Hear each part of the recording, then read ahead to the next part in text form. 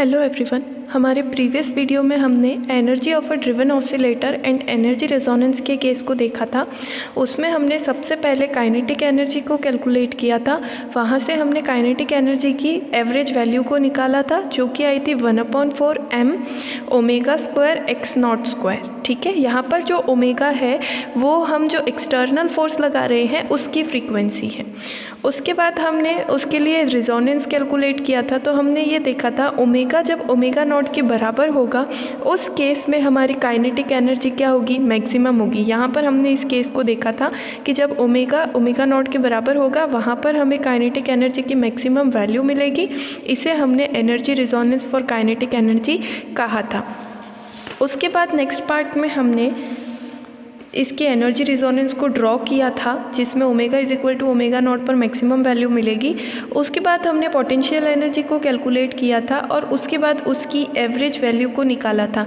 ध्यान देने की बात यह है कि यहाँ पर इसकी जो एवरेज एनर्जी है वो 1/4 m omega naught square x not square के बराबर आई थी। और ओमेगा नॉट जो है वो उसकी नेचुरल फ्रीक्वेंसी या फंडामेंटल फ्रीक्वेंसी होती है, जिस फ्रीक्वेंसी से हमारा ऑसिलेटर सिंपल हार्मोनिक मोशन कर रहा है। फिर मैंने आपको बताया था कि आप पोटेंशियल एनर्जी के लिए भी सेम टू सेम यहाँ पर x नॉट की वैल्यू को सब्सटीट्यूट करें, तो जैसा हमने काइनेटिक एनर्जी के लिए किया बिल्कुल इसी तरह से आप एनर्जी रेजोनेंस को कैलकुलेट कर सकते हैं। लेकिन जब हमने टोटल एवरेज एनर्जी को कैलकुलेट किया था 1 साइकिल के लिए, तो यहाँ एक छोटी सी मिस्टेक कर दी थी।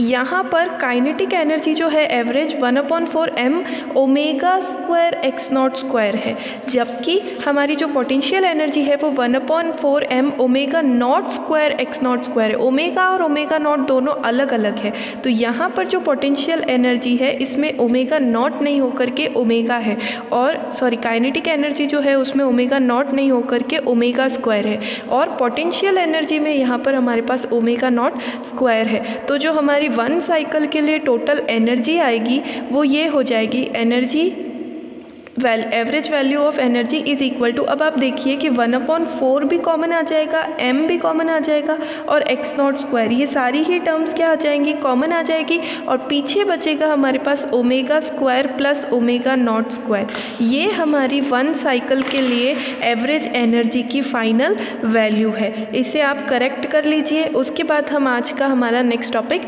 स्टार्ट करते हैं। आज के वीडियो का हमारा नेक्स्ट टॉपिक है पावर एब्जॉर्प्शन बाय अ ड्रिवन ऑसिलेटर, या फिर प्रणोदित दोलक द्वारा शक्ति अवशोषण।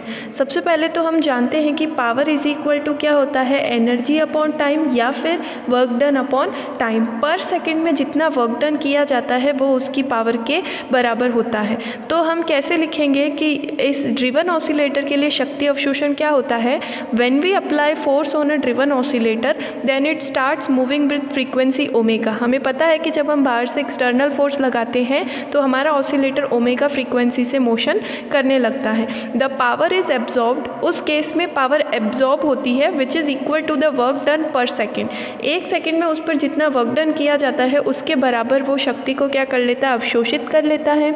जैसे कि अगर मैं हिंदी में इसे बोलूँ तो अगर किसी अवमंदित दोलक पर हम प्रत्यावर्ती बल F लगाते हैं तो वह अपनी आवृत्ति ओमेगा से दोलन करना शुरू करता है और 1 सेकंड में उसके द्वारा किए गए कार्य के बराबर शक्ति को अवशोषित कर लेता है। ठीक है, इसके लिए अब हम वैल्यू को कैलकुलेट करते हैं।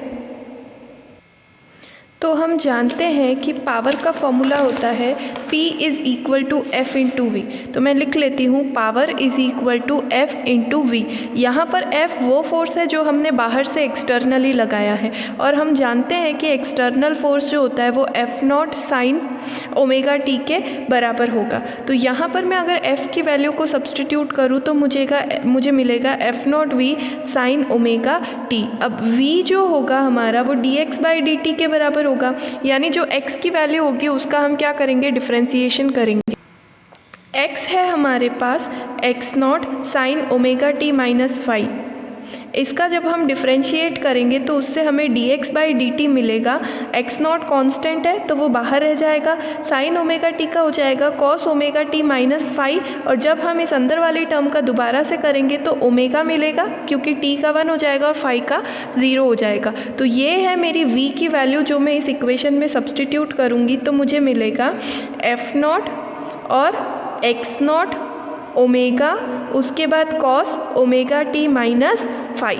यहाँ पर मैंने f की वैल्यू सब्सटीट्यूट कर दी है और v की वैल्यू को सब्सटीट्यूट कर दिया है।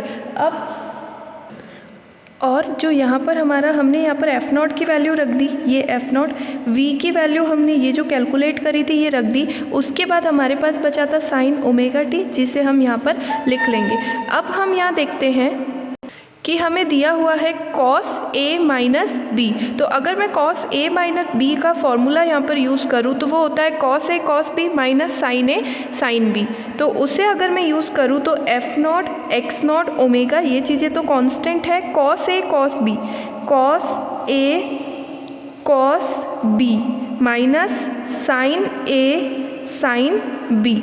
यहाँ पर मैंने इन चीज़ों को लिख लिया और साइन ओमेगा टी जो हमारा साथ में दोनों में मल्टीप्लाई था उसे भी लिख लिया। अब मैं इस साइन ओमेगा टी को भी अगर इन सब से मल्टीप्लाई कर लूँ तो मुझे मिलेगा cos omega t sine omega t into cos phi minus sine omega t into sine omega t हो जाएगा साइन स्क्वायर ओमेगा टी, और ये हमारा बनेगा साइन फाई।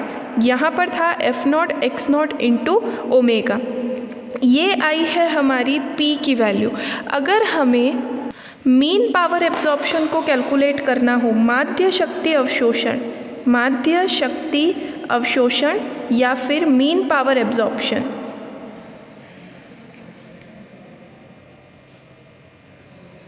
उस केस में हमें क्या करना होगा, मीन ऑफ P, ये सारी चीज़ें क्या है, कांस्टेंट है तो ये एज इट इज़ रहेगी। यहाँ पर कॉस फाई जो एंगल है वो हमारा कांस्टेंट है और ओमेगा टी वेरिएबल है। तो अगर हमें निकालना है मीन तो जो वेरिएबल टर्म है सिर्फ उसी का ही मीन निकलेगा इंटू कॉस फाई, और यहाँ पर हमें मिलेगा mean of sine square omega t into sine phi. और मैं आपको हर एक वीडियो में बार बार ये चीज़ बता चुकी हूँ कि इस टर्म की जो एवरेज वैल्यू होती है वो 0 होती है एक साइकिल के लिए, और जो साइन स्क्वायर या कॉस स्क्वायर वाली टर्म होती है उनकी वैल्यू होती है 1/2। तो अगर इसकी वैल्यू 0 है तो ये पूरा टर्म क्या हो जाएगा, 0 हो जाएगा। F not x not omega, ये पूरा टर्म हो जाएगा 0। कॉस ए माइनस बी में यहाँ प्लस आता है, cos A cos B plus sign A sine B, cos A cos B plus sign A sine B, और इसकी वैल्यू हो जाएगी 1/2 इंटू साइन फाई। तो हमें इसकी मीन वैल्यू मिली है 1/2 F not x not omega sine phi. ये हमने कैलकुलेट कर ली है मीन एनर्जी की, ये मीन पावर एब्जॉर्प्शन की वैल्यू। अब हमने लास्ट सेक्शन में फाई और एक्स नॉट की वैल्यूज़ को कैलकुलेट किया था, वो मैं यहाँ पर लिख लेती हूँ। Phi is equal to 10 inverse 2r omega upon omega not square minus omega square, और एक्स नॉट की वैल्यू हमने कैलकुलेट की थी small f naught upon under root omega not square minus omega square का whole square plus 4r square omega square. यहाँ पर से मुझे 10 फाई की वैल्यू मिल जाएगी 2r omega upon omega not square minus omega square, और यहाँ पर हमारे पास सभी चीज़ें कैपिटल एफ नॉट की टर्म में है। तो अगर मैं स्मॉल एफ नॉट को कैपिटल एफ नॉट में चेंज करना चाहूँ तो small f naught is equal to capital f naught upon m. बाकी सारी चीज़ें मैंने एज इट इज़ यहाँ पर कॉपी कर लिया है। ये वैल्यूज़ हम पिछले सेक्शंस में कैलकुलेट कर चुके हैं, ठीक है। अब हमारे पास तो यहाँ पर साइन फाई है, तो अगर मुझे इस 10 को साइन में कन्वर्ट करना हो तो sine theta is equal to 10 theta upon under root 1 plus 10 square theta के बराबर होता है। ये ट्रिग्नोमेट्रिक फॉर्मूला है, आप सभी जानते होंगे, ठीक है। यहाँ पर मैं 10 फाई की वैल्यूज़ को पुट करूँ तो मुझे साइन फाई क्या मिलेगा, sine phi is equal to 10 phi की वैल्यू होगी 2r omega upon omega not square minus omega square upon under root 1 plus square करना है, इस टर्म का स्क्वायर करेंगे तो 4r square omega square upon omega not square minus omega square का whole square. इसे हम थोड़ा सा सॉल्व कर लेते हैं तो हमें मिलेगा 2r omega upon omega not square minus omega square. यहाँ पर मैं इसका एलसीएम ले लूँगी तो omega not square minus omega square का whole square plus 4r omega square.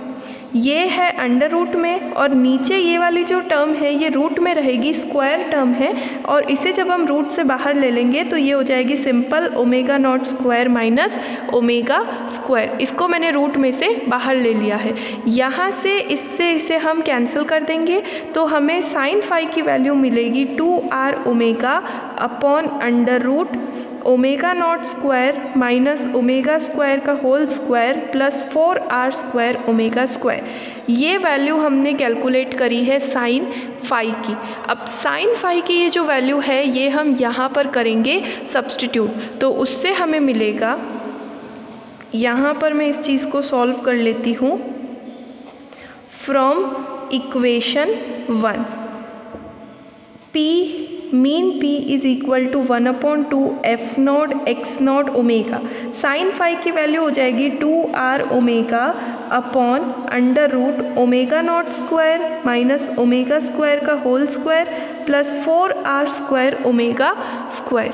ये चीज़ हमने यहाँ पर लिख ली है। अब होगा क्या, 2 से 2 कैंसिल हो जाएगा और ओमेगा स्क्वायर हो जाएगा, तो mean P is equal to f not x not omega square upon under root omega not square minus omega square whole square plus 4r square omega square. ये निकली है हमारी एवरेज P की value, average power absorption की value. अब हम क्या करें, यहाँ में से नीचे में से भी ओमेगा स्क्वायर को क्या ले लें, कॉमन ले लें, या फिर उसके बजाय हम यहाँ पर x नॉट की वैल्यू को सब्सटीट्यूट कर दें। तो आप ध्यान से देखिए, x नॉट की वैल्यू मैंने यहाँ पर कैलकुलेट करके लिख करके रखी है।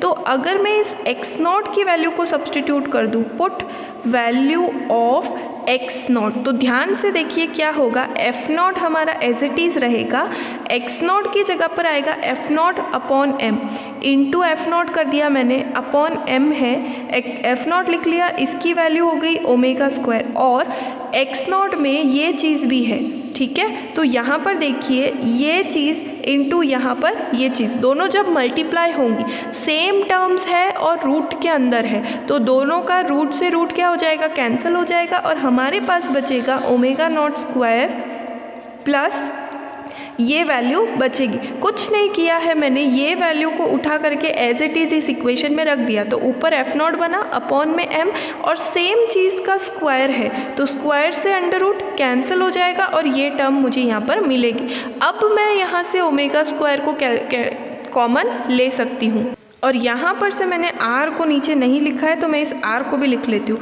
अब अगर मैं ओमेगा स्क्वायर को नीचे से कॉमन लूँ तो F naught square omega square r upon यहाँ हो गया m, ओमेगा स्क्वायर को मैं ले रही हूँ कॉमन, तो यहाँ बनेगा omega naught square upon omega minus 1 plus 4r square.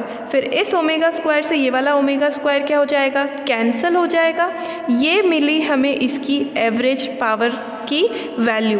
अब हमें कुछ नहीं करना है, सेम टू सेम जो हम अपने पिछले सेक्शंस में करते आए हैं, हमें इस एवरेज पावर एब्जॉर्प्शन के लिए रेजोनेंस की कंडीशन को करना है कैलकुलेट। तो मैंने यहाँ पर ये फॉर्मूला लिख लिया है जो हमने कैलकुलेट किया। अब रेजोनेंस की कंडीशन में हम जानते हैं कि इसकी मैक्सिमम वैल्यू के लिए ये जो नीचे वाली टर्म है omega not square omega minus 1 whole square plus 4r square, इसे क्या होना चाहिए, मैक्सिमम होना चाहिए। मैक्सिमम होने के लिए इसका मैं ओमेगा के रेस्पेक्ट में क्या करूँगी, डिफ्रेंशिएशन करूँगी। इसका मैं ओमेगा के रेस्पेक्ट में क्या करूँगी, डिफ्रेंशिएशन करूँगी और उसे ज़ीरो के इक्वल में पुट करूँगी। तो सबसे पहले जब मैं इस टर्म का डिफ्रेंशिएशन करूँगी तो मुझे मिलेगा omega naught square upon omega minus 1। फिर जब मैं इस वाली टर्म का वापस से डिफ्रेंशिएशन करूँगी तो मुझे मिलेगा ओमेगा नॉट स्क्वायर कांस्टेंट है, 1 अपॉन ओमेगा का हो जाएगा 1 upon omega square minus 1 upon omega square, और इस टर्म का हो जाएगा, यहाँ से जब हमने ओमेगा स्क्वायर को कॉमन लिया था तो यहाँ पर ऑलरेडी स्क्वायर है, तो यहाँ से सिर्फ ओमेगा बाहर आएगा, तो यहाँ पर पीछे हमारे पास एक ओमेगा बच जाएगा।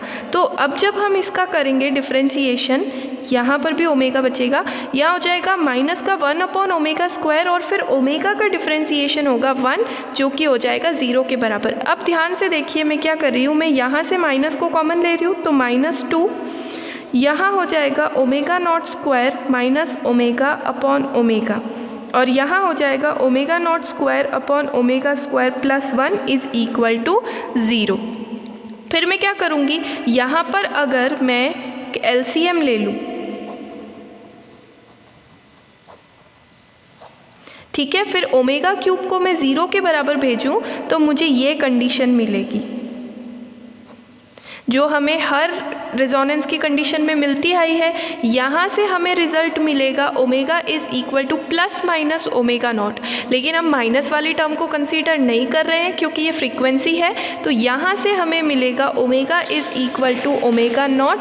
यहाँ पर हमें पावर एब्जॉर्प्शन की मैक्सिमम वैल्यू मिलेगी। तो हमने ये देखा कि P के मैक्सिमम होने के लिए ये ज़रूरी है कि ओमेगा जो है ओमेगा नॉट के बराबर हो, तब हमें पावर एब्जॉर्प्शन की मैक्सिमम वैल्यू मिलेगी। अगर मैं इस मैक्सिमम वैल्यू को कैलकुलेट करना चाहूँ तो मैं क्या करूँगी, इस वाले फॉर्मूले में omega is equal to omega naught को क्या करूँगी, सब्सटीट्यूट करूँगी। तो उससे मुझे मिलेगा P मैक्स, यहाँ से f naught square as it is, r as it is, नीचे एम भी एज इट इज़। यहाँ आप देखिए कि मैं ले लेती हूँ LCM, तो omega not square minus omega square upon omega का स्क्वायर प्लस 4r स्क्वायर। अब यहाँ पर अगर ओमेगा नॉट के बराबर हो जाएगा तो ये टर्म क्या हो जाएगी, 0।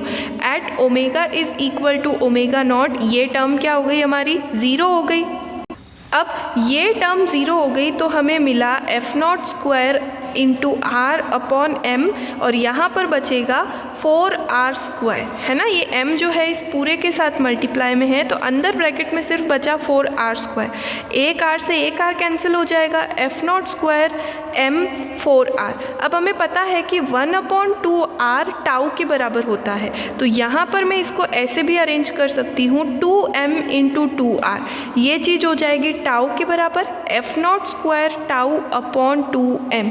ये हमें मिली है P मैक्स की वैल्यू। किसकी वैल्यू मिली है, ये है हमारी एवरेज पावर अब्जॉर्प्शन की मैक्सिमम वैल्यू। अगर मैं इसका ग्राफ ड्रॉ करूं एनर्जी रेजोनेंस का, तो मुझे सेम टू सेम ग्राफ मिलेगा जो हमें पहले भी मिलता आया है। ये जो omega is equal to omega naught होगा, इस कंडीशन में मुझे पावर की मैक्सिमम वैल्यू मिलेगी।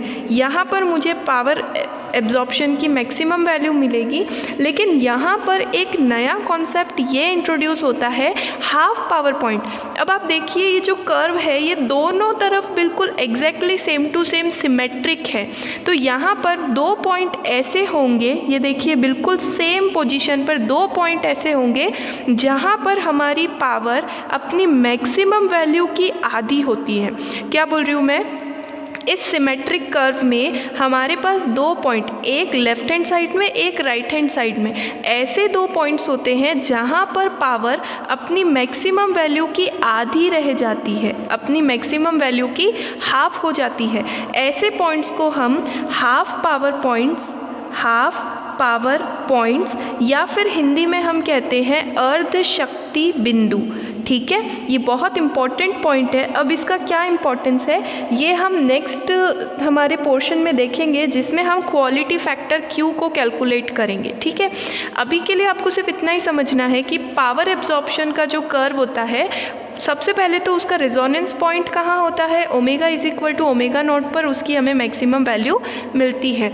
दूसरी बात, जब हम ये ग्राफ कुछ इस तरह से होता है कि ये दोनों तरफ बिल्कुल सिमेट्रिक होता है, तो 2 ऐसे पॉइंट होते हैं जहाँ पर पावर अपनी मैक्सिमम वैल्यू की आधी रह जाती है। इन्हें हम हाफ पावर पॉइंट या फिर अर्ध शक्ति बिंदु कहते हैं। I hope you understand.